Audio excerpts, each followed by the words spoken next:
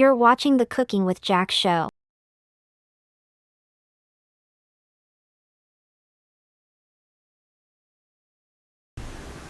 Okay guys, so the first step is to put water in here because we're going to heat it up. There's markers inside that tells you 7.5 and 10 gallons. It's already there. Just keep pouring water till you hit the marker. Alright? Don't put the basket in. This sets in here. Don't put that in because it'll raise your water level. Measure your water first, then put your basket in. This is where the grain's going to go. So now, once you fill 7.5 gallons, now you can put your basket in, and we're going to move on to the next step of heating it up. Alright, our next step we're going to do is we're going to go ahead and turn on this solo unit. And that's what your screen's going to look like. We'll get to this here in a second. Next thing you're going to want to do is you're going to want to open the valves that are connected with your 4-foot hoses. Is the very next step we're going to do right here.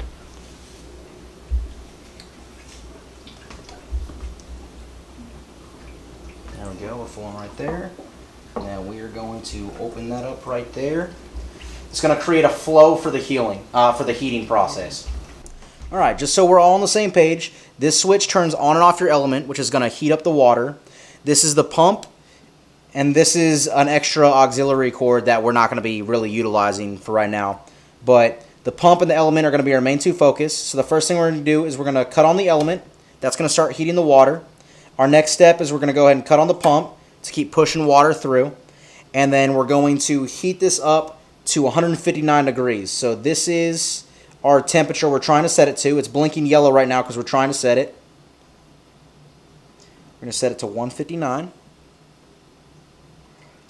And you'll know it's set after you press the dial in one time. It goes white like that. So now the element is going to try and heat it up to 159. This will take us anywhere from 1 to 2 hours based on what model you have here.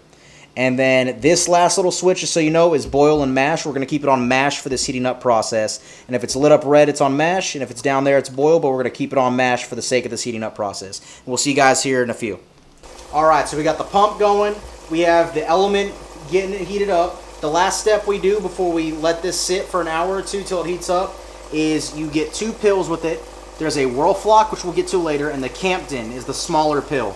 So as you can see, there's half of it still in there because according to the instructions, we're going to crush up this half pill and add it to the strike water, and then we're going to set our lid on it, and we're going to leave it for an hour or two until you see the monitor over here say 159 is your set temperature, and then we'll come back and we'll pick up where we left off. See you guys here in a bit. So we're at almost 159. We've heated the water. It's time to move on and do the next step. Alright, so our next step, now that it's fluctuating between 158 and 160, it's okay to have about 2 to 3 degrees of play, either higher or lower, so that's a good safe spot to go off of. Our next step right here is we're going to go ahead and turn off the pump, close the valve, and that half pill that we added earlier, we're going to add the other half in right now, and we're going to stir that up, and that's our next step. So let's go ahead and knock that out. Pump is off. We're going to go ahead and close this valve right here. Be careful because it is going to be warm on the warmer side. Are you closing all the valves?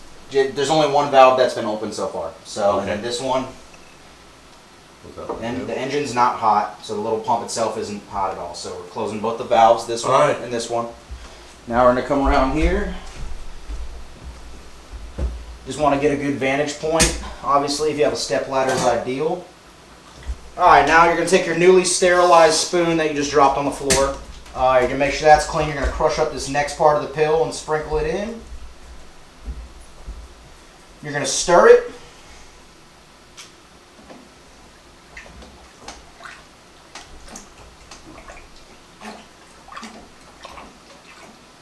And then when the grain goes the next?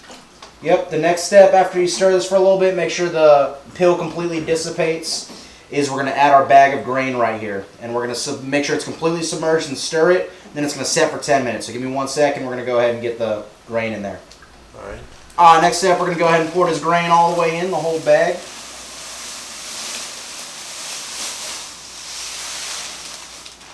It's already pre-mixed. It's got different grains in there to make the kind of beer that you want. You want the grain completely submerged, and you're going to stir it for a little bit. And you're going to let it set for about 10 minutes. before we do anything else. Okay, we're gonna, now that the grain has settled, we're gonna turn the temp down to what? Turn down to 152. 152. Oh, like you did here, right? Then we're going to turn the pump on and slowly open the valves to 20%. You only want to open it 20% of the way. So about right there. Right there. Alright. So now it's open 20%. And then you're going to stir constantly for an hour. Sorry, not constantly. You're going to occasionally stir for an hour. If you notice the water level starts to rise, cut the pump off, let it settle again, and then restir the grain and just keep going for an hour. Alright, so basically we put the grain in for about an hour in the hot water. We stirred it when it rose up. Kind of like cooking pasta. I like to compare the two. But yeah, so what's on in the next? We've cooked it for an hour. Is this called mash? So this next part right here, we're finna lift the basket right here, and then we're gonna set it on the hooks on the back, and then we're gonna run the pump back again to recirculate it through the grain for 10 minutes. And then we're gonna come back after that, and we're gonna be completely done with this basket, all right? So we're gonna lift it, hook it, recirculate, done with the basket. We'll see you guys here in a few. Okay, as you can see, he has lifted the basket up. There's holes in the bottom, so we're draining all the water from the grain. There's little hooks that allow him to support that basket up above. It's really heavy, so be warned. Get somebody strong or have it at a lower level. Work out. So you can run. Yeah, or work out. So right now we're just running, we're gonna run the water through to clean up the grain for one last wash. All right, now that all the grain has been taken care of, our next step is we're gonna go ahead and set this buddy to boil. We're gonna put the output to 100%. And we're going to wait for it to get somewhere between 193 to 200. And basically what's going to happen is the second we see it start to bubble, we're going to go ahead and add the hoppers in. But we'll see you guys at that step here in about 5-10 minutes. Okay, here comes the fun part. This is the recipe part, where we start to add into the mixture. What are we doing next? All right, so what this next hour looks like, now that it's bubbling, we're going to first add the 1 ounce of our hops into the water. And then after that, when 45 minutes has gone by and there's only 15 minutes left, we're going to add what's called a Werflock tablet, which will keep your beer clear looking. It's going to be a nice pretty finish for the beer. On top of that, we're going to wait till the 10-minute left mark. So 50 minutes into the boiling, 10 minutes left. We're going to add the orange bitters, and we're going to add the coriander seed, and then we're going to ride out the rest of the hour of the boil. You want to keep eyes on this as if it's on a stovetop and you're boiling stuff for pasta or whatnot. So you want to keep eyes on this throughout the whole hour, and we'll see you guys here at the 15-minute mark. Alright guys, so we're at the 15-minute mark. We're going to go ahead and add this tablet in. That's all you're going to do. And then we'll see you in 5 minutes at the 10-minute mark for the next ingredients. See you guys soon. We're here at the 10-minute mark. We're now going to add in our 1 ounce of orange bitters and our 1 ounce of coriander, and we're going to finish this mug out. See you guys in 10. Alright guys, we're pretty much done with our brewing process. We just got one last step right here. We're going to make sure all of the valves are closed first. We're going to do that right now. So just make sure everything's closed. We're going to go ahead and take the bottom port right here. We're going to move it to the racking port right here. Now that it's in the racking port, we're going to open all of the valves. Racking port opens. The whirlpool part opens. And then we're going to open the pump. And then we're going to cut the pump on for 10 minutes, and we'll see you guys in 10. Okay guys, listen carefully to the next step, the most important step of making beer. So this is about to go ahead and sit for 5 minutes once we cut off the whirlpool like we're going to do right now. So, boom, pump is off. We're going to let this set for 5 minutes, and we're going to close all of the valves. The most important step that he was referencing was while it's sitting for 5 minutes, you're going to sanitize every crack, crevice, anything that you're going to open, anything that's going to have flow through. So I would recommend just spraying a towel and wiping it down with your sanitizer, dish soap, whatever it is that you preference. They sent us a sanitizer bottle, and we're going to go off of that because that's how they want it done, and that's how it's going to get done. So we're going to sanitize, like I said, every crack, crevice, every part where there's going to be opening or fluid running through. We're going to go ahead and knock that out while this is resting. We'll see you guys in 5. All right, guys. We're on to the very last. Well, it's not the very last. Sorry. I got a little excited. It's one of the last major steps. So what we're going to do is we're going to take the valve off of the hose. We're going to take it off of the whirlpool, and we're going to move it to the fermenter. And so basically it's already been sanitized and all that stuff, and it's completely sterile, like I said. And then we're going to cut the pump on, and we're going to move as much of this as possible till you start noticing that there's not clear liquid anymore and it starts getting cloudy. So basically the reason why we're pulling from here instead of the bottom is because all the junk, all the ingredients and stuff is sitting at the bottom. So we're pulling it from the racking into the fermenter, and then we're going to let that sit until there's a sticker on the side that has the temperature. Once that's at 68 degrees, then we'll add our yeast, and we're going to be sitting on it for about 2 weeks. So we'll see you guys then. Alright, so we got 2 5-gallon buckets of sanitizer. It is 5 gallons of water with 1 ounce of sanitizer in each bucket. We have 48 bottles, 48 caps. We're going to submerge all of it for 5 to 10 minutes. Then we're going to let it dry for another 5 to 10 minutes, and we'll be right back to start the bottling process next.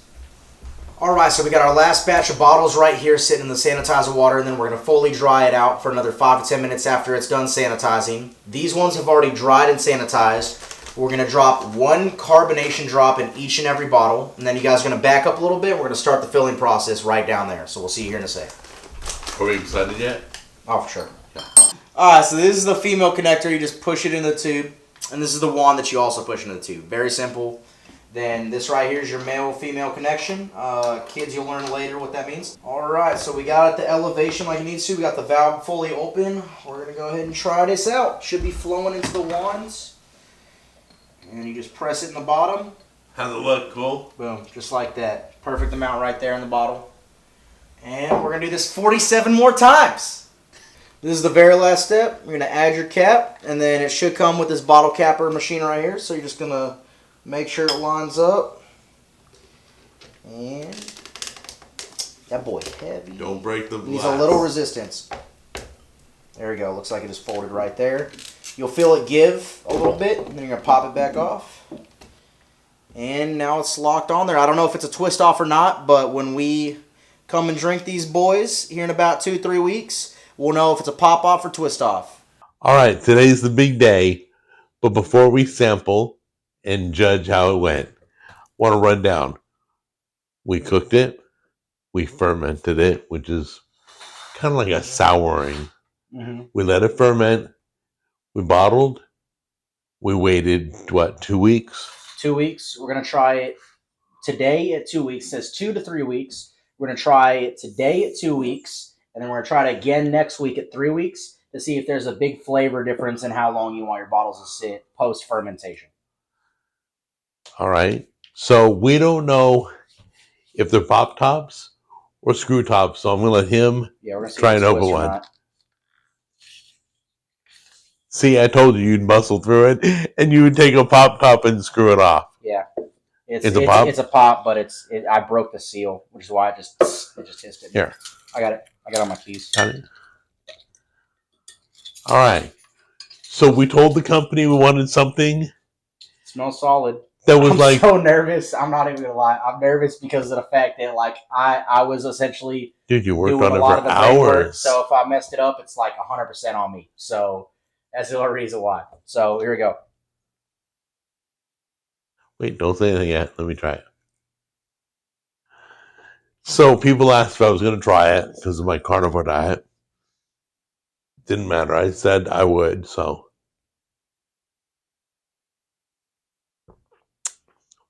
Yep, that's beer. I'm a big Blue Moon person, which is why we went with this wheat citrus blend, because that's the closest to Blue Moon.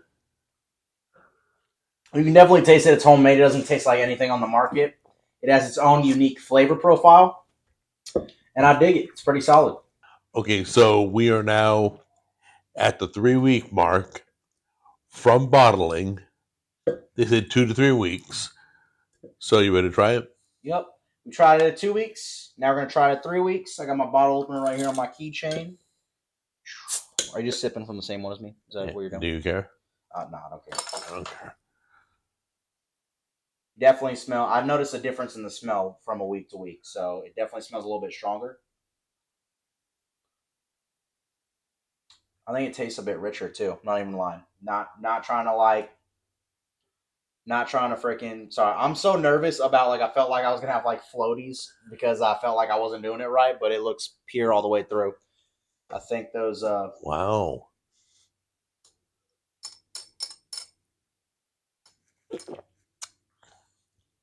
It is stronger. Yeah, it tastes stronger. Do you recommend they go the full 3 weeks?